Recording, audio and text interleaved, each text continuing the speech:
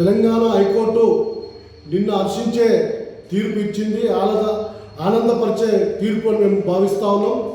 గత అనేక సంవత్సరాలుగా సిపిఎం పార్టీ ఆధ్వర్యంలో సిపిఎం పార్టీతో పాటు మాజీ రాజ్యసభ సభ్యులు వి హనుమంతరావు గారు, కాంగ్రెస్ సీనియర్ నాయకులు ఈ బతుకమ్మ కుంట ఆక్రమణ జరగకుండా అనేక పోరాటాల ఫలితంగానే ఈ భూమి రాష్ట్ర ప్రభుత్వాన్ని అని చెప్పి రాష్ట్ర హైకోర్టు తీర్పు చెప్పడం జరిగింది. బీఆర్ఎస్ లీడరు ఎడ్ల సుధాకర్ రెడ్డి ఇది ఆక్రమించే ప్రయత్నం చేస్తూ ఉంటే అనేక సందర్భాల్లో మేము చెప్పాం, అతనికి ఎలాంటి ఓనర్షిప్ లేదు, అతను ఓనర్ కాదు, తప్పుడు పేపర్లు సృష్టించి ఆక్రమించే ప్రయత్నం చేస్తున్నాడని చెప్పేసి అనేక సందర్భాల్లో ఆయన మీద 2002, 2004లో కూడా మేము కేసు ఎఫ్ఐఆర్ చేయడం జరిగింది. కాబట్టి అతనిపైన చర్య తీసుకోవాలని చెప్పాం. అట్లాగే రాష్ట్ర హైకోర్టు జస్టిస్ భాస్కర్ రెడ్డి గారు ఇచ్చిన తీర్పుని మేము స్వాగతిస్తూ ఉన్నాం. బతుకమ్మ కుంట ఎప్పటికైనా ప్రభుత్వాన్ని తేల్చినందుకు కాబట్టి రంగనాథ్ గారిని వెంటనే మేము విజ్ఞప్తి చేస్తూ ఉన్నాం. పార్కుని వెంటనే అభివృద్ధిలోకి తీసుకురండి.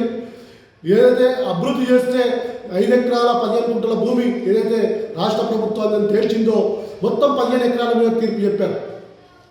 మిగిలిన భూమి రాష్ట్ర ప్రభుత్వమే ప్లాటింగ్ చేసి అమ్మింది కాబట్టి అది మిగిలిన 5 ఎకరాల 15 గుంటల భూమి ఏదైతే ఉందో దాన్ని వెంటనే అభివృద్ధిలోకి తీసుకురావాలని చెప్పేసి బతుకమ్మ కుంట చారిత్రకమైన పేరుతో ఇక్కడ మహిళలు, అమర్పేట మహిళలు మొత్తం కూడా ఇక్కడ బతుకమ్మలు ఆడేవారు. కాబట్టి హనుమంతరావు గారు కూడా చిరకాల వాంచాలి, మాకులో వాంచ. ఎందుకంటే ఆ బతుకమ్మ కుంటలో బతుకమ్మలు ఆడాలి, లేడీస్ సుందరీకరణ జరగాలని చెప్పేసి మేము అనేక సందర్భాల్లో కోరుతా ఉన్నాం. రాష్ట్ర ప్రభుత్వాన్ని విజ్ఞప్తి చేసుకుంటూ వచ్చాం.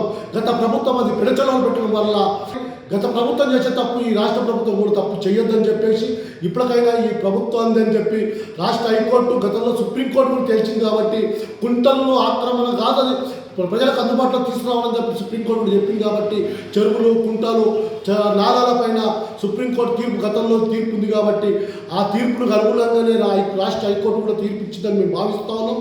కాబట్టి బతుకమ్మ కుంట చారిత్రకమైన ఈ ప్రాంతాన్ని ఈ ప్రజలకు అందుబాటులో తీసుకొచ్చే విధంగా ఒక ఆహ్లాదకరమైన పార్కుతో పాటు ఓపెన్ జిమ్ ఇలాంటివి, అట్లాగే ఏదైతే పార్కుని ఏదైతే నది చేస్తామని చెప్తున్నారో ఆ 2 ఎకరాల నదిని ఏర్పాటు చేయాలని చెప్పేసి వర్షం నీళ్లు వచ్చే విధంగా దాన్ని ఆ రకంగా అభివృద్ధి తీసుకురావాలని చెప్పేసి రాష్ట్ర ప్రభుత్వాన్ని మేము విజ్ఞప్తి చేస్తూ ఉన్నాం. అట్లాగే చుట్టుపక్కల ఉన్న ప్రజల ఇల్లు భయభ్రాంతులకు గురవుతూ ఉన్నారు.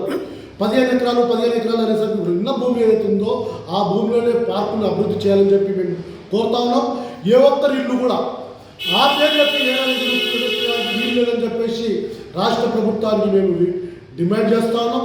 ఏ ఒక్క ఇల్లు తీయకుండా ఉన్న పార్కుని అభివృద్ధి చేయాలని చెప్పేసి మేము విజ్ఞప్తి చేస్తూ రాబోయే రోజుల్లో ఈ పార్కుని ప్రజలకు అందుబాటులో తీసుకొచ్చేందుకు రాష్ట్ర ప్రభుత్వం త్వరగానే దీన్ని పూర్తి చేయాలని చెప్పి మేము విజ్ఞప్తి చేస్తాం.